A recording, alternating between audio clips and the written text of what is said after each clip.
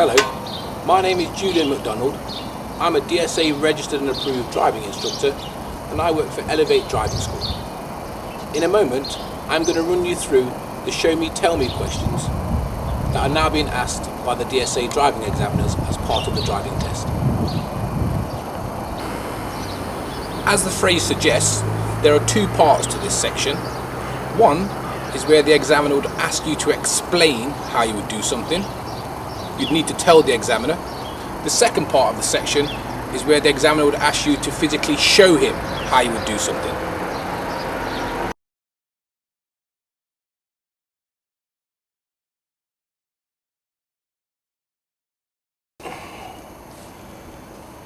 Ensure that there is a minimum of 1.6 millimeters of tyre tread depth across the central 3/4 widths of the tyre, making sure that there's no damage to the sidewall.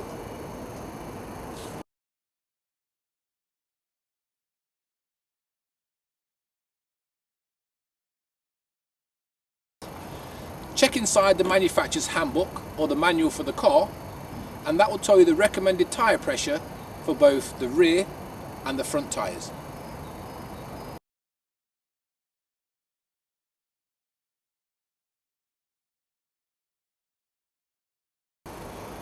Locate and identify the engine oil filler cap, and if you need to fill up any more oil, this is where it would go.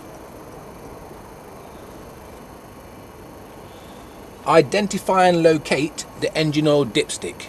It usually has a ring pull. Pull out the dipstick carefully, wipe it with a cloth. Secure the dipstick back in its holder. Wait for 1 or 2 seconds. Again, remove the dipstick and make sure the engine oil level is in between the minimum and maximum marker.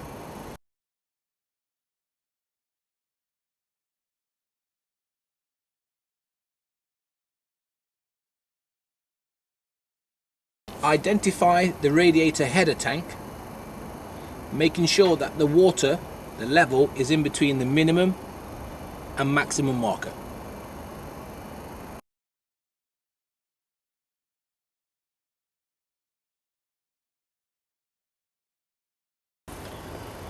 Identify and locate the windscreen washer reservoir. Usually it has a diagram on the top. Take off the cap, have a look inside, and make sure that you can see some water.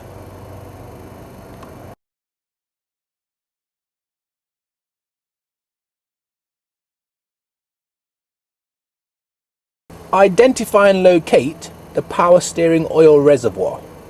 Usually there's a diagram of a steering wheel on top of the cap, making sure that the steering oil level is in between the minimum and the maximum marker.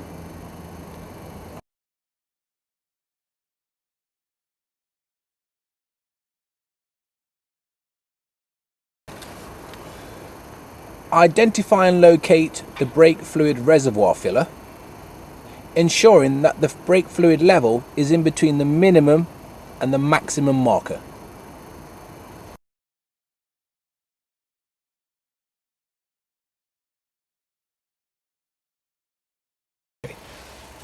Apply some slight pressure to the steering wheel. Here I'm pulling slightly to the left, and start the engine.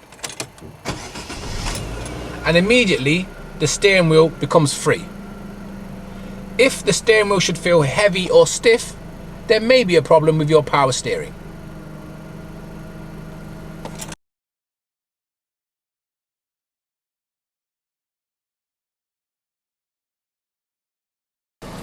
Identify and locate the window washer controls.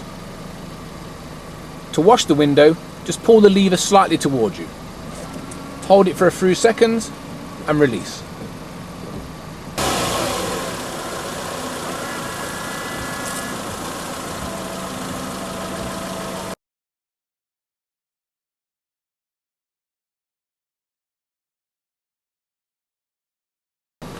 Usually The rear window washer is located on the same lever as the front window washers. Here, I'm just going to hold it away from me for a few seconds, and that will activate the rear window wipe.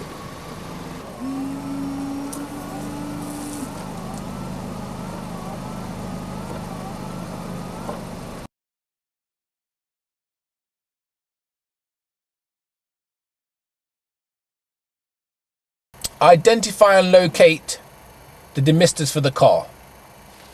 Here is the fan. Turn on the auxiliary ignition and activate the fan.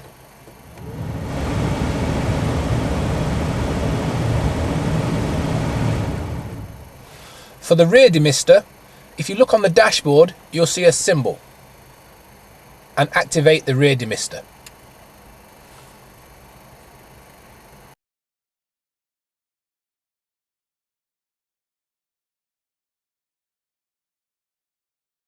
Identify and locate the hazard warning symbol. Press this, then get out of the car, walking all around the vehicle, making sure that all 6 indicators are working.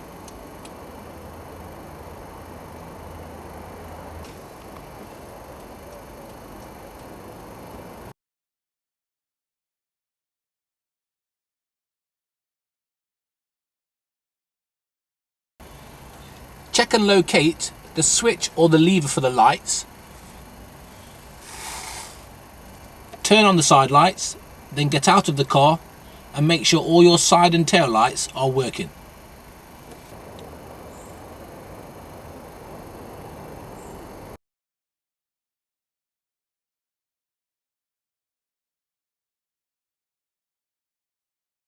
Turn on the main headlights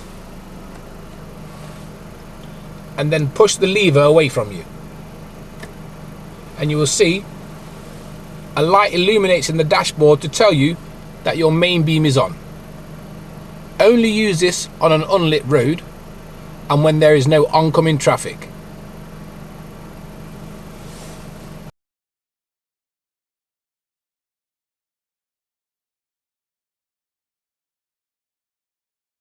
Put your foot on the brake pedal, pressing down to the floor, and ask your friend or passerby to check behind to see if your brake lights are working.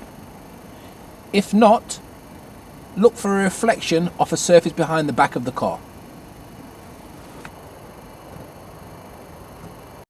An advisory note for you: once you begin to drive independently, if whilst you're driving your car and you brake and your car pulls slightly to the left or to the right, there's a problem with your brakes.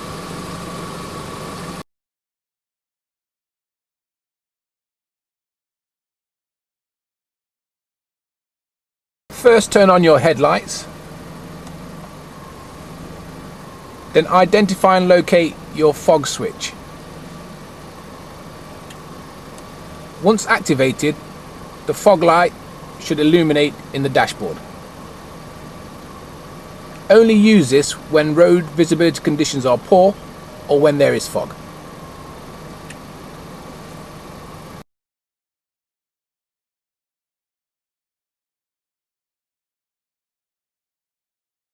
Identify and locate where the horn is. Usually there's a symbol, and press the horn.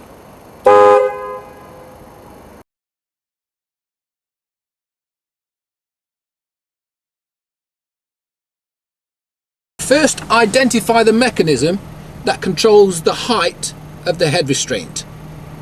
It's usually located near the bottom of the stem. And then be sure that the headrest itself lies in line with the center of your head.